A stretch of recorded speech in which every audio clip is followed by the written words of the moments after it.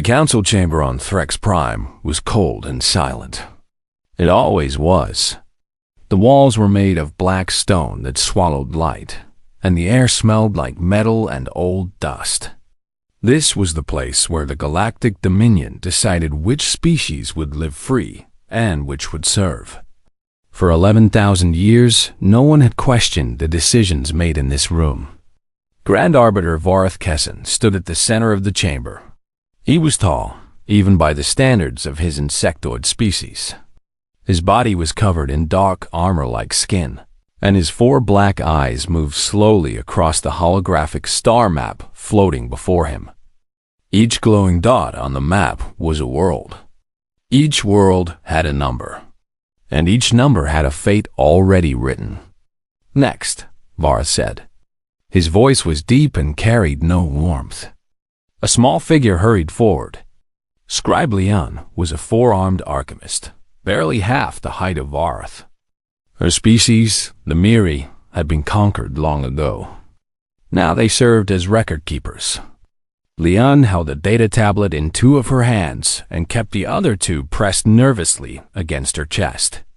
"Species 4217, she said, her voice thin and careful. "Located in the outer rim. A planet called Earth. The local species calls themselves humans." Vorath did not look at her. "Classification?" "Class 2. Early technology. The last survey was conducted 214 years ago. At that time, they had basic nuclear capability and no space travel beyond their own moon." Vorath waved one of his long arms. "Standard harvest. Assign a fleet."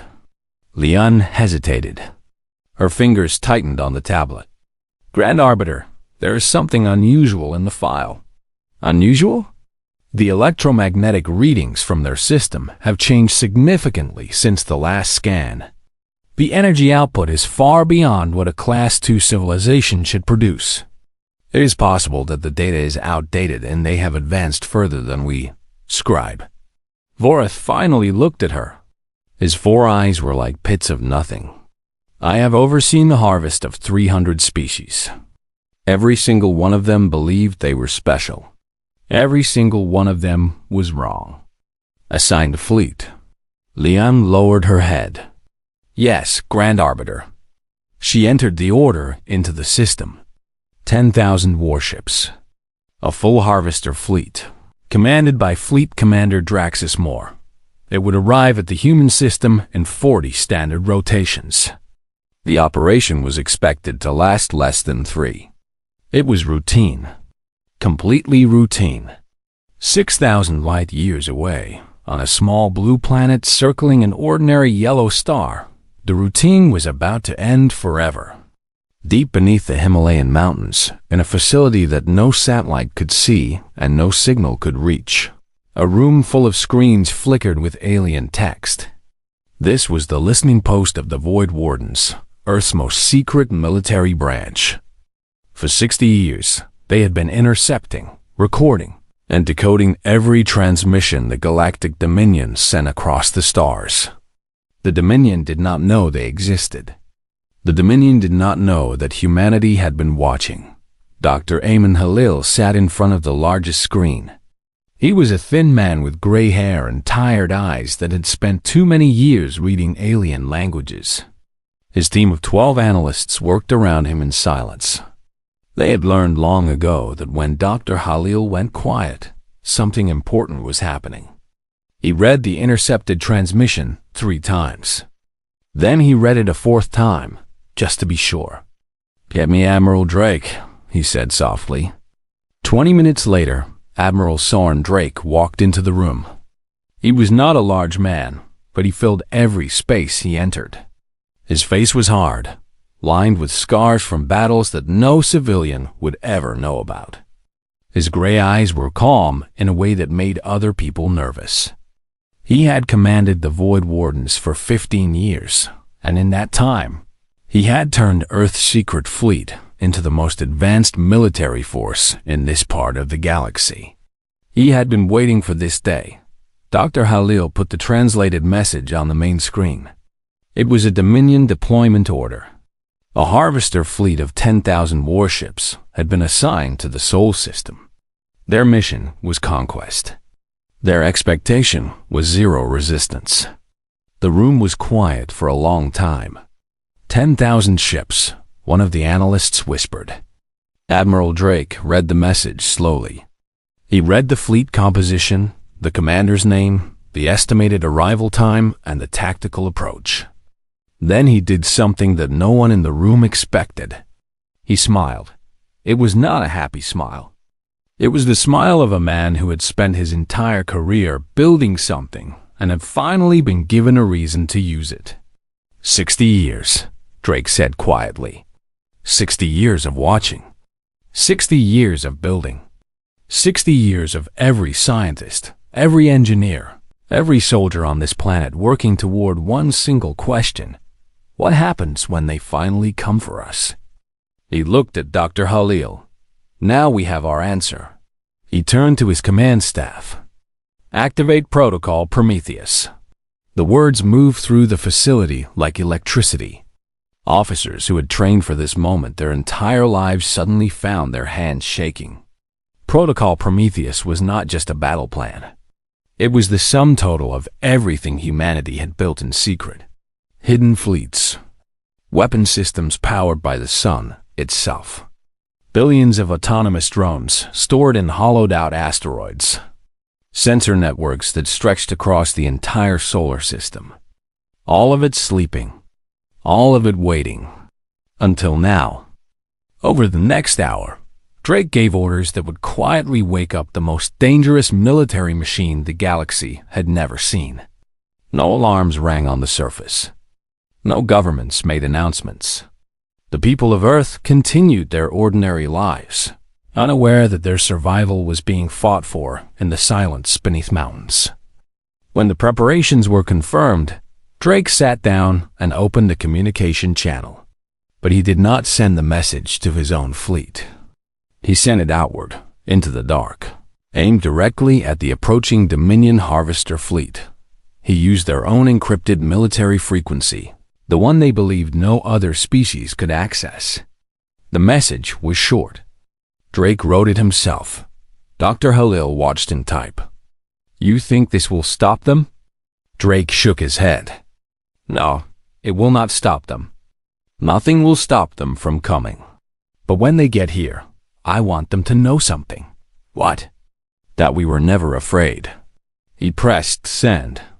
The message traveled outward at the speed of light, slicing through the darkness between stars. It would reach the Harvester fleet in hours. It would reach the rest of the galaxy not long after. And when it did, nothing would ever be the same. Somewhere on Threx Prime, Scribe Leon sat alone in her small room, still staring at the file for species 4217. Something about it bothered her. Something deep in the old data, buried beneath layers of bureaucratic neglect. She kept digging, pulling up records that had not been opened in centuries. And then she found it. A single note from the original surveyor who had first visited Earth. It was marked with the highest possible danger classification, a level she had never seen used before. The note was short. Recommend permanent avoidance. Species exhibits anomalous aggression adaptation loop. Do not engage. Someone had overridden the warning 200 years ago. Someone had buried it. Leon stared at the words. Her four hands trembled. She tried to send a message to Fleet Commander Draxus, to warn him, to tell him that something was very wrong about this planet. The message was blocked. Authorization denied. By order of Grand Arbiter Vorath. She sat in the dark, her hearts beating fast, and wondered what the humans were going to do to that fleet. The Dominion Harvester flagship Teeth of Obedience was a monster of metal and purpose. It stretched nearly 4 kilometers from bow to stern, covered in weapons that could crack the surface of a planet. Inside its command bridge, 200 officers worked in perfect, obedient silence. They had done this many times before. The conquest of a primitive world was not exciting. It was paperwork with explosions. Fleet Commander Draxus Moore stood at the center of the bridge with his thick arms folded behind his back. He was a reptilian creature with green-black scales, sharp teeth, and eyes the color of old blood. He had commanded 40 campaigns for the Dominion and had never lost. Not once. He did not intend to start with some backwater planet in the Outer Rim. The fleet had exited slipspace at a staging point 2 light years from the human system. 10,000 warships held position in the cold dark, running final checks before the jump to their target. It would be fast. It always was. 3 days at most. Probably less. "Commander," a voice called from the communications station. It was Signals Officer Talith, a young and nervous creature with large ears and pale skin. His species had been absorbed into the Dominion 4 centuries ago. He was good at his job, but right now his hands were shaking. Draxus turned his heavy head. "What is it?" "We are receiving a transmission, sir." "Directed at us. From Threx Prime?" "No, sir." Talith swallowed hard. "From the target system. From Earth." The bridge went quiet. Every officer stopped what they were doing. Draxus walked slowly toward the communication station. "That is not possible. They are a Class II civilization. They should not have the technology to detect us, much less send a targeted transmission." "I know, sir. But there is something worse." Talith looked up at his commander with wide, frightened eyes. "The transmission is on our encrypted military frequency, the one that has never been broken by any species, ever." Draxus stared at him for a long moment. Then he said, "Play it." Talith pressed the control. The bridge speakers crackled once, and then a voice filled the room. It was calm and clear, speaking in perfect Dominion common tongue. But it was not a Dominion voice. It was something else entirely. Something human. To the commanders of the Dominion Harvester Fleet designated for Sol 3. "We are aware of your mission, your fleet composition, your staging coordinates, and your rules of engagement. We have been aware for some time. This message is not a plea. It is not a negotiation. It is a courtesy. Do not come here. You will not be harvested. You will not be enslaved. You will simply cease to exist. This is your only warning. The Void Wardens of Earth." The message ended. Silence filled the bridge like water filling a sinking ship. One of the junior officers made a small sound that might have been fear. Draxus silenced it with a look. "A bluff," he said firmly. "A desperate species that somehow intercepted our communications and is trying to frighten us." He turned to his officers. "We proceed as planned. Increase combat readiness to full. We jump to Sol in 6 hours." No one argued. No one ever argued with Draxus. But the message was already doing its damage far beyond the flagship. 6,000 light years away, on Station Oran 4, a woman sat in a small room surrounded by alien equipment. Her name was Selim Marchetti, and officially she was a human trader dealing in rare minerals. Unofficially, she was Earth's secret ambassador to the galaxy. She had lived on this station for 11 years, learning alien languages, building quiet relationships, and planting seeds of doubt about the Dominion wherever she could. She had received the message from Admiral Drake 30 minutes before it was sent to the fleet. Along with it came a simple instruction: make sure the galaxy hears it. Marchetti was very good at her job. She had spent years placing small devices inside the station's communication systems. Tiny things, no bigger than grains of sand, hidden in relay nodes and signal boosters. Now she activated them. The message that was meant only for the Harvester fleet was copied, amplified, and broadcast across the open galactic communication network. Within an hour, it had reached hundreds of worlds. On the mining planet of Reth Prime, where stone-skinned giants had been enslaved for 800 years, Workers in the deep tunnels stopped and listened as the message played through hijacked speakers. A species had threatened the Dominion. Not begged, not pleaded, threatened. A massive worker named Corvin stood perfectly still as the words washed over him. He had led a secret resistance for 20 years, waiting for a sign that the Dominion was not unbeatable. Slowly, he closed his enormous fist. On the water world of Pelusis, where an aquatic species had been forced to harvest their own oceans for Dominion profit, the elders gathered in their deep halls and replayed the message 17 times. They had not heard defiance in 10 generations. On Station Orinfor itself, aliens of a dozen conquered species crowded around screens and speakers, listening to a human voice speak words that no one had dared to speak in living memory. Some were afraid. Some were angry. But underneath it all, like a fire catching in dry grass, was something else. Hope, small and fragile, but alive. The Dominion loyalists were furious. How dare some unknown species challenge the greatest power in the galaxy? It was absurd. It was an insult. It was dangerous, because if the Dominion did not crush Earth completely and publicly, other species might start getting ideas. On Threx Prime, Grand Arbiter Vorath was informed of the leaked message by a trembling aide. He listened to it once. Then he turned off the recording and sat in silence for exactly 10 seconds. "Amusing," he said. His voice was flat. "Grand Arbiter, the message has spread to at least 400 systems. The subject species are restless. Yes, they always become restless when they smell weakness." Vorath stood, "Which is why there will be no weakness. Commander Draxus will proceed.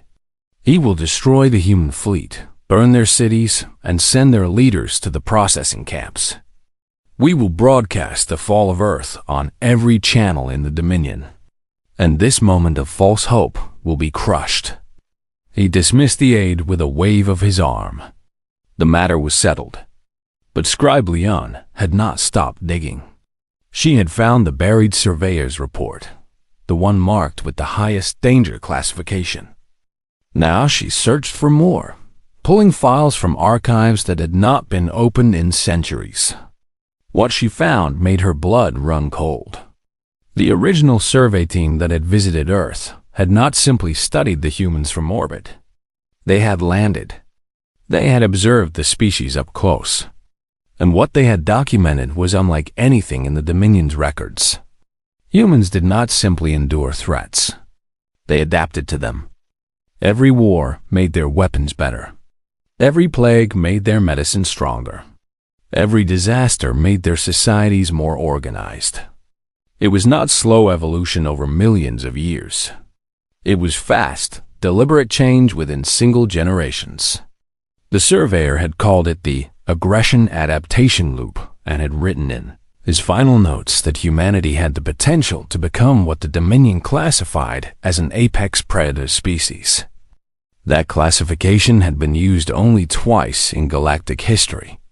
Both times, the species had to be completely destroyed before they became too powerful to stop. Both times, it had cost the Dominion dearly, and someone had looked at this report and buried it. Someone had decided that the warning was not worth the trouble. Leon tried again to send a message to Commander Draxus. Again, it was blocked by Vorath's office. She sat alone in her archive room, surrounded by the ghosts of 1,000 conquered worlds, and felt the terrible certainty that the Dominion had just made the worst mistake in its long and bloody history.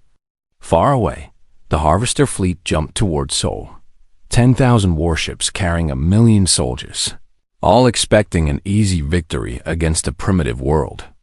They dropped out of slipspace at the edge of the human solar system. Draxus stood on his bridge and looked at the sensor readings. He expected to see crude defense platforms, maybe a few primitive warships, perhaps some nuclear missiles aimed at his fleet. He saw nothing. The system was empty. No ships, no stations. No defenses of any kind. Just planets, moons, asteroids, and silence. Draxus grinned.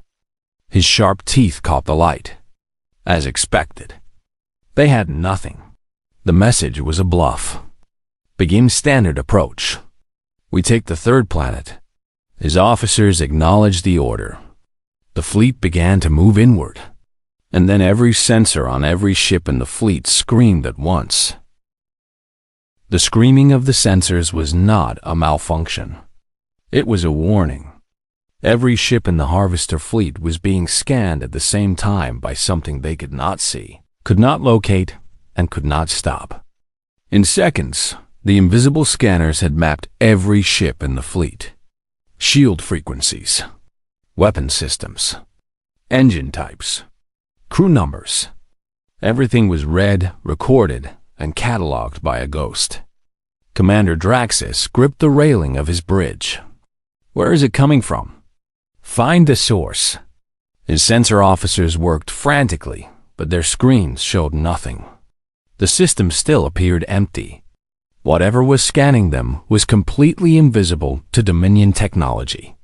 Deep beneath the Himalayan mountains on Earth, Admiral Soren Drake sat in the war room and watched the Dominion fleet on a holographic display. Every ship was tagged and identified. He knew their names, their commanders, their weapons, and their weaknesses. His Spectre grid, a network of thousands of cloaked sensor platforms spread across the entire solar system, had given him a perfect picture of the enemy. He studied the display calmly. His officers waited for his command. "They are in the outer system," Drake asked. "Yes, Admiral. Passing the orbit of Neptune. Standard conquest formation. They are moving toward Earth." Drake nodded slowly. "Activate the cage." The order traveled at the speed of light to hidden installations scattered across the asteroid belt. Thousands of microsatellites, each no larger than a human fist, had been sleeping among the rocks for decades. Now they woke up. They powered on simultaneously and began emitting a resonance frequency that was specifically designed to disrupt one thing: Dominion slipspace drives. On the bridge of the Teeth of Obedience, a new alarm sounded. "Commander," the navigation officer called out, his voice cracking. "Slipspace drives are offline. All ships reporting the same failure. We cannot generate a slipspace window." Draxus turned sharply. "What? Something is interfering with our drive systems. The interference is coming from everywhere. We cannot determine the source." The truth settled over Draxus like a cold hand on the back of his neck. They could not leave. The fleet that had come to conquer this system was now trapped inside it. He forced himself to stay calm. "It does not matter. We have 10,000 warships. Whatever they have hidden in this system, we will crush it. All ships, battle formation. Move toward the third planet. Maximum speed." The fleet reformed and pushed inward. They moved past the gas giants and into the asteroid belt. That was when the second phase began. From the surfaces of moons, from inside hollowed asteroids, from orbital platforms hidden behind planets, launch doors opened by the thousands. What came out of them was not a fleet. It was a swarm. Billions of autonomous drones, each barely larger than a bird, poured into space like a dark river. They were fast, agile, and they had only one purpose: to blind the enemy. The drones did not attack the Dominion ships directly. They targeted sensors, communication arrays, navigation systems, and antenna clusters. They moved in coordinated waves, overwhelming the point defense guns that tried to shoot them down. For every drone destroyed, 10 more took its place. Within minutes, the Harvester fleet began to go dark. Ships lost contact with each other. Sensor screens filled with static. Navigation systems gave false readings. Commanders shouted orders into dead communication channels. The most powerful fleet the Dominion had sent to conquer a single world was suddenly flying blind in enemy space. Draxus watched his bridge screens die one by one. The organized, disciplined fleet he commanded was falling into chaos. Ships were drifting, unable to coordinate. Some were firing wildly at the drones, wasting ammunition on targets too small and too many to hit. "This is impossible," his weapons officer said quietly. "No Class II species could do this." "They are not Class II," Draxus replied. His voice was hard, but something in his eyes had changed. It was the first crack of doubt he had felt in 40 campaigns. "They have not been Class II for a very long time."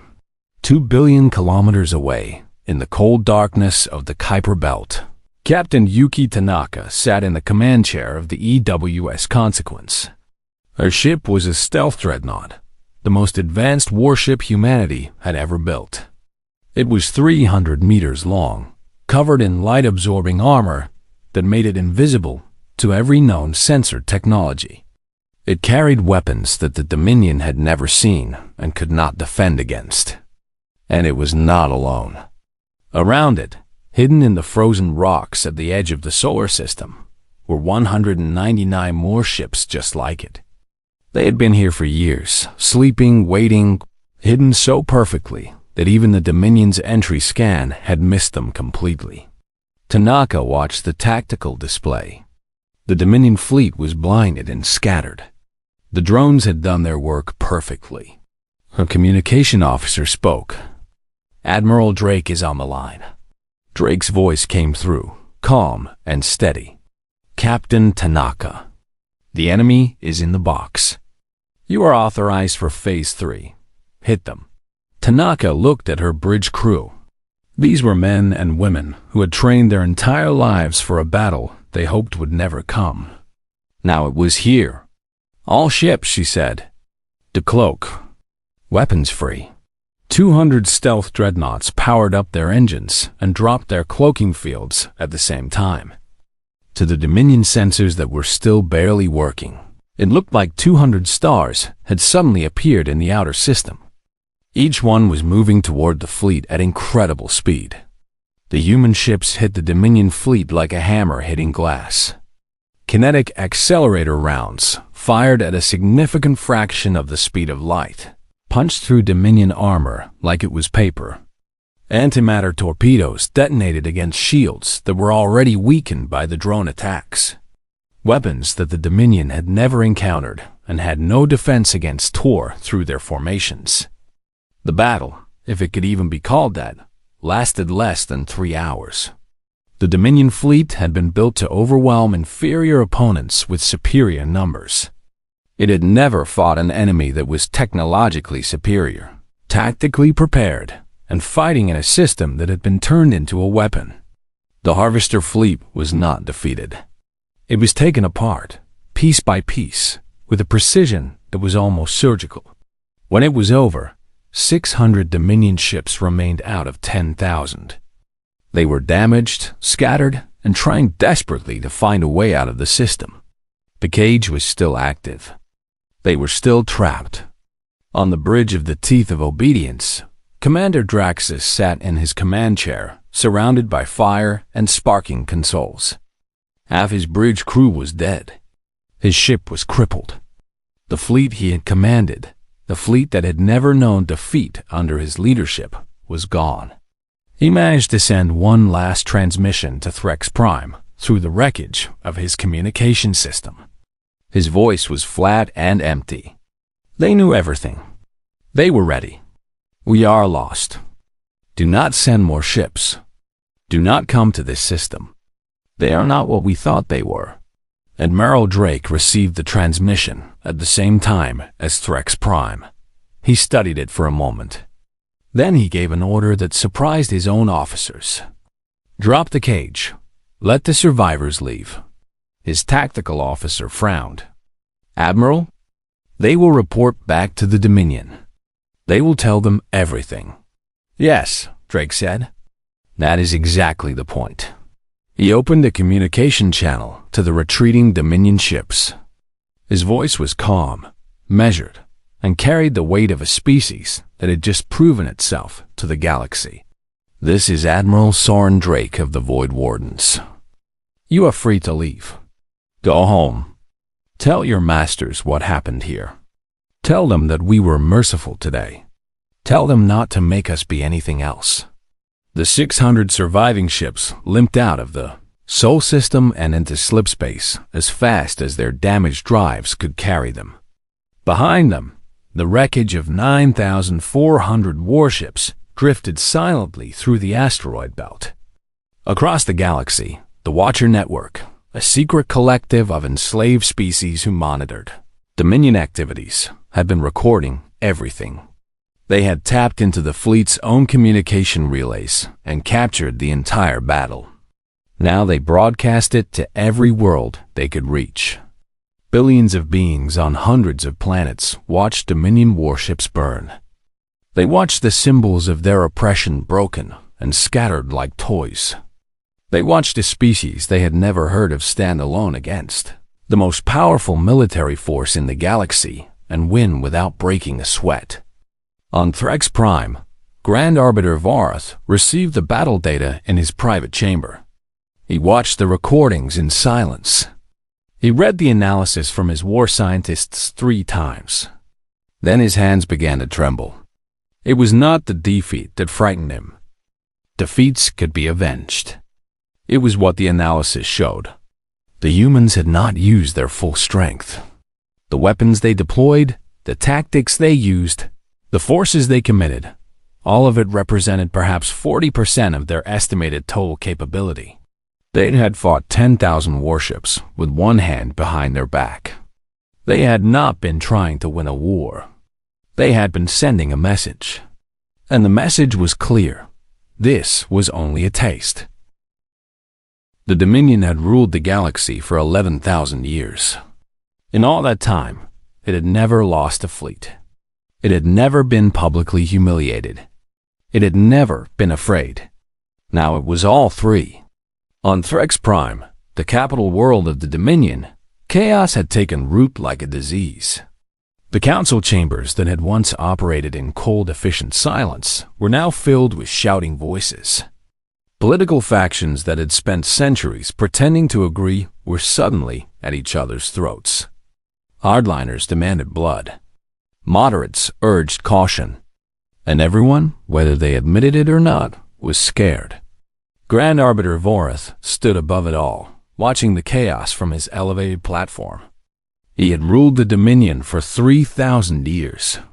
He had crushed rebellions, silenced dissent, and buried entire species in the dust of history.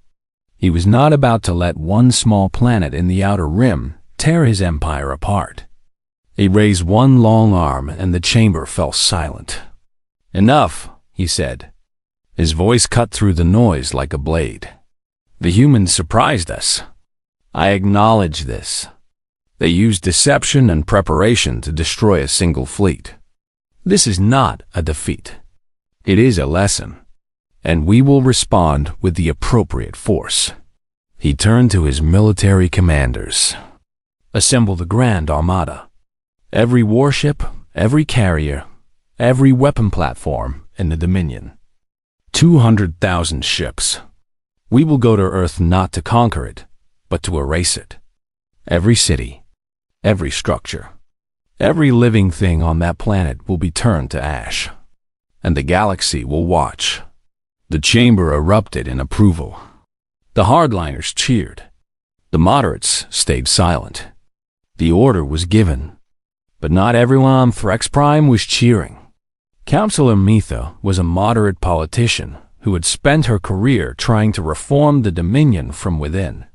She was a thin, pale creature with silver eyes and a mind sharp enough to see what others refused to look at.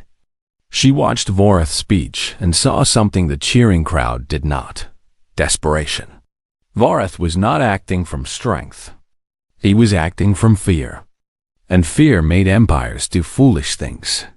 That night, Metha received an unexpected visitor. Scribe Leon came to her private quarters, trembling and carrying a data tablet that contained the buried surveyor's report on humanity. Leon placed the tablet on Metha's desk. "Read it," she said. "Read what the first surveyor found on Earth. Read what the Grand Arbiter buried." Mitha, read it. The aggression adaptation loop. The classification of humanity as a potential apex predator species. The warning to never engage them. The recommendation for permanent avoidance that had been overridden and forgotten. When she finished, Mitha sat back in her chair and closed her eyes. He knew, or he should have known. And he sent a fleet anyway. He is sending 200,000 ships now, Leon said. If the humans truly are what this report says, what will they do when the entire Dominion comes to their door? Mitha did not answer. She did not need to. They both knew. Far from Threx Prime, on Station Oran 4, Ambassador Salim Marchetti was done hiding. For 11 years she had pretended to be a traitor, building quiet connections and planting seeds of rebellion.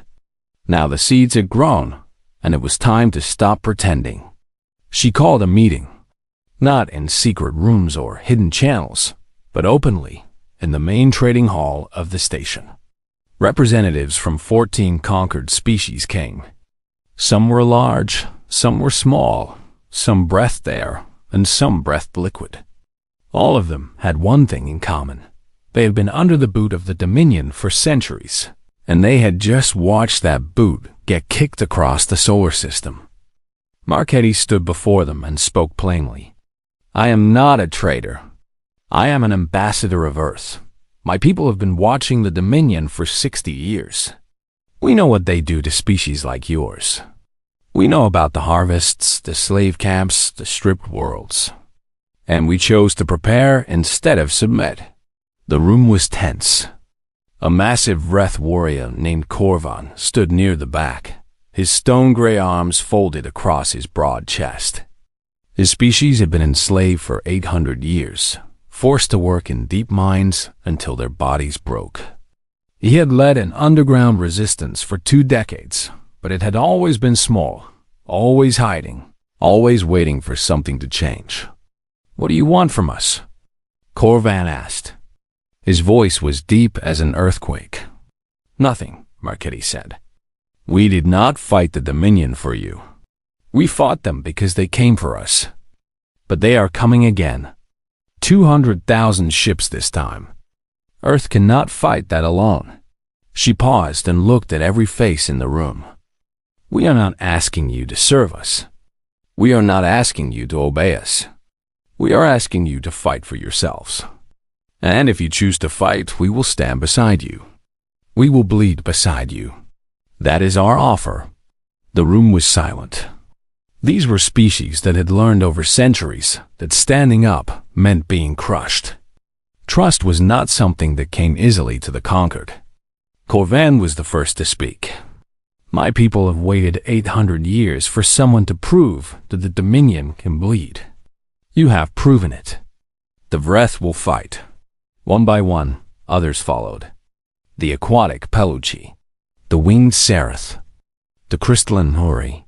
Species that had been enemies under Dominion rule, that had been turned against each other by their masters, now agreed to stand together. It was not smooth. There were arguments, suspicions, and old hatreds that nearly broke the alliance before it began. But it held. Back on Earth, Dr. Halil's intelligence team had intercepted the plans for the Grand Armada. When the briefing reached Admiral Drake, he did not smile this time. 200,000 warships was a force that could burn entire star systems. Even with Earth's technology, even with the home advantage, the numbers were crushing. We need allies, Drake said simply. The technology we share with them does not need to be our best. It just needs to be better than what the Dominion gives their slaves. Earth began shipping weapons technology, shield generators, communication systems, and tactical training programs to the Alliance through hidden channels. Human military advisors traveled to secret bases on neutral worlds, teaching conquered species how to organize, how to fight, and most importantly, how to believe they could win. The Alliance grew. It was messy, fragile, and held together by nothing more than shared desperation and a thin thread of trust. But it grew. Then Counselor Mitha made her move. through a chain of intermediaries so long and complex that it could never be traced back to her. She sent a data package to Ambassador Marchetti. Inside was the complete deployment schedule of the Grand Armada, the routes, the timing, the supply chain, and the command structure. It was the single most valuable piece of intelligence in galactic history, and it came from the heart of the Dominion itself. When Admiral Drake received the data, he studied it for a full day without sleeping. Then he called a meeting of his senior commanders and the leaders of the allied species. The Armada launches in 20 rotations, he told them. 200,000 ships. They will come through Dominion space, gathering forces as they go. They expect to arrive at Sol and find us alone. He activated a holographic map that showed the Armada's route. Red dots stretched across the galaxy, like a river of blood flowing toward Earth. But look at what they leave behind. He highlighted the Dominion's rear, the subjugated worlds, the supply stations, the lightly defended garrisons. They are pulling everything to the front. Everything. Their empire will be hollow behind them. Korvan understood immediately. We strike behind them. We cut their supply lines. We take back our worlds while their ships are far away. Drake nodded. The Dominion has spent 11,000 years building an empire on the backs of slaves. They forgot something important about slaves. What? Marchetti asked. That they outnumbered their masters. The Grand Armada launched from Threx Prime 3 weeks later. 200,000 warships moved through space in a formation so vast that it blocked out the stars. Vorath broadcast a galaxy-wide declaration from his council chamber. His voice was cold and final. The species known as humans, and any species that provides them aid, will be destroyed completely. There will be no conquest. There will be no integration. There will be extinction. This is the will of the Dominion. The galaxy heard him. And on 100 worlds, in secret rooms and hidden tunnels and deep underwater halls, the conquered species heard him too. They looked at each other. They gripped their new weapons. And they waited. As the Armada crossed through Dominion space, reports began arriving from the rear. Small at first. A garrison overrun on a mining world. A supply depot destroyed. Communication relays going dark. Then bigger. Entire planets declaring independence. Slave armies rising with weapons that were far better than anything they should have had. The Empire was burning from within. And at the edge of the Sol system, Admiral Drake stood before a combined fleet of 12,000 ships. Human dreadnoughts and allied warships of every shape and size. Crewed by species that had never fought together before, but were willing to die together now. He opened a channel that he knew the approaching Armada would intercept. His voice was steady. His words were simple. You should have stayed home. The Grand Armada of the Galactic Dominion dropped out of slipspace at the edge of the Sol system like a dark cloud swallowing the sky. 200,000 warships stretching across millions of kilometers of space, each one carrying enough firepower to level a continent. It was the largest military force ever assembled in galactic history, built for one single purpose, to erase humanity from existence. On the other side of the system, Admiral Soren Drake stood in his war room beneath the Himalayas and studied the enemy on his holographic display. The numbers were staggering. 200,000 against 12,000. The math said it was impossible. The math said Earth should surrender. Drake had never been very good at math. All stations report ready, his tactical officer said. Allied fleet is in position. The cage is fully charged. Drone reserves are at maximum capacity. Drake looked at the display one final time. Then he spoke to every ship in his fleet, human and alien alike. This is Admiral Drake. What comes toward us today is everything the Dominion has. Every ship, every weapon, every ounce of power they have built over 11,000 years of conquest. They believe that power makes them invincible. He paused. They are wrong. Power is not in the size of your fleet. It is in what you are willing to fight for. Today, we fight for every species they have ever crushed, every world they have ever burned, every voice they have ever silenced. Hold the line, and make them remember this day forever. The Battle of Seoul began. The Armada pushed into the system in a massive wave, expecting to overwhelm the defenders with sheer numbers. They hit the cage first. The resonance field activated across the asteroid belt, and thousands of Dominion ships lost their slipspace capability instantly. They were committed now. There was no quick retreat. The system-wide weapon platforms that had been sleeping among the asteroids woke up and opened fire, hammering the leading edge of the Armada with kinetic rounds and plasma bolts.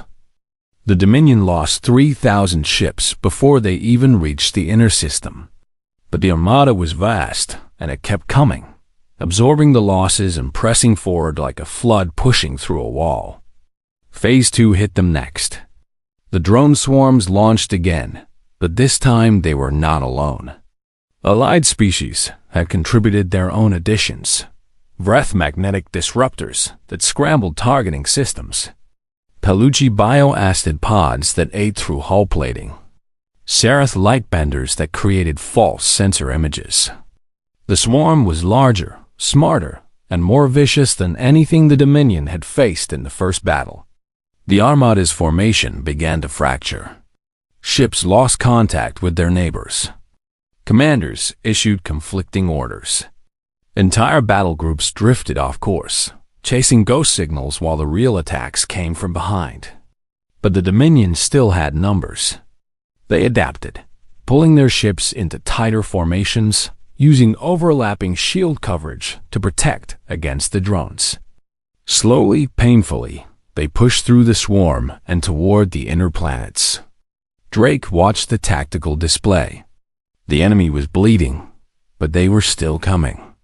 It was time for the combined fleet to fight. 12,000 ships moved to meet 200,000. Human stealth dreadnoughts struck from unexpected angles, appearing and disappearing like shadows.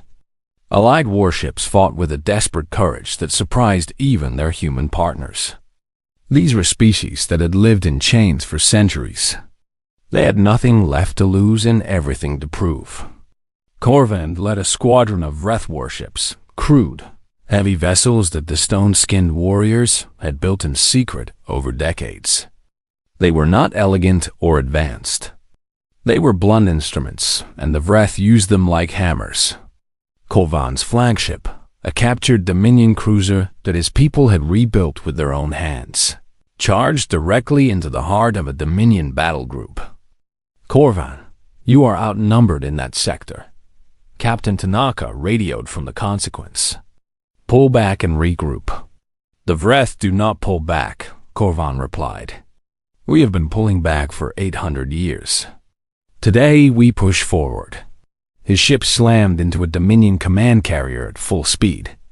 The collision tore both ships apart, but it also disabled the carrier's command network, throwing the entire battle group into confusion. Corvan and most of his crew made it to the escape pods. Some did not.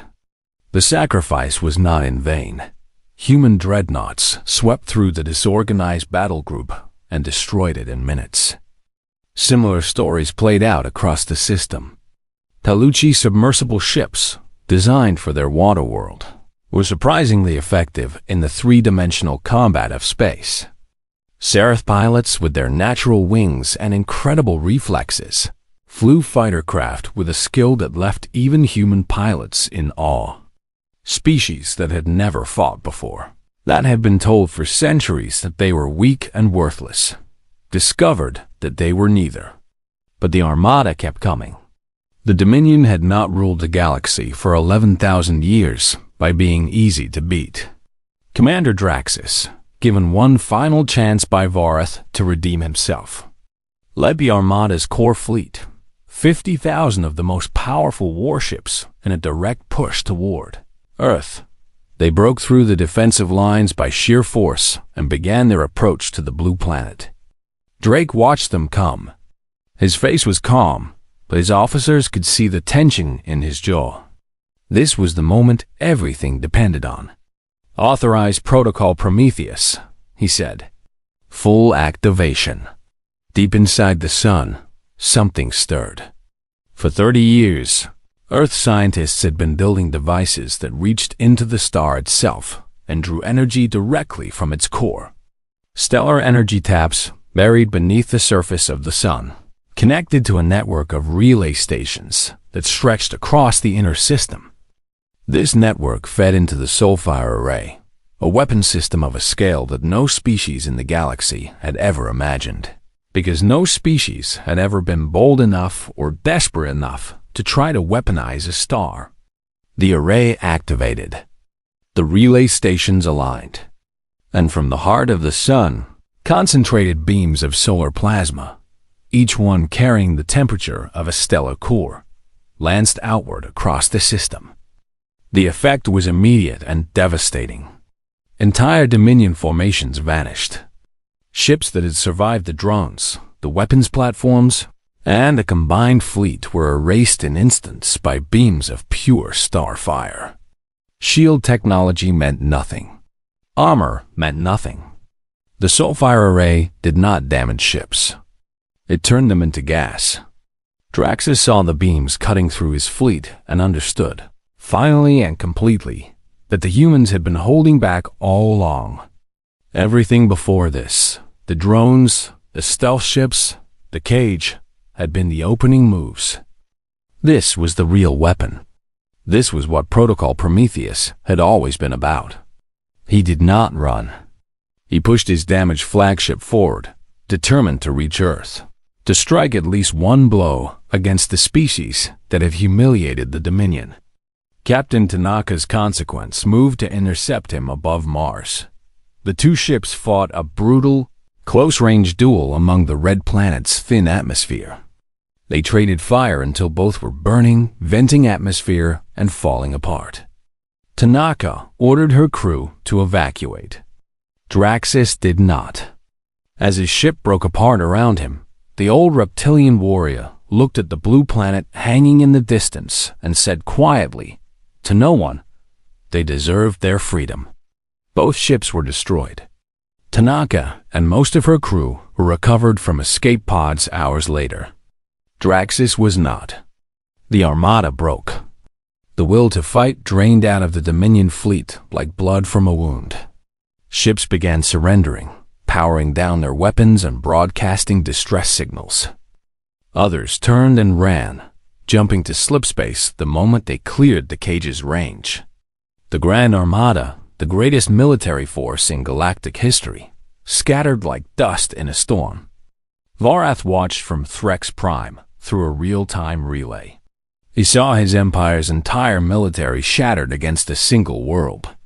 He saw the reports flooding in from behind the lines, world after world after world breaking free. Slave armies overwhelming their masters.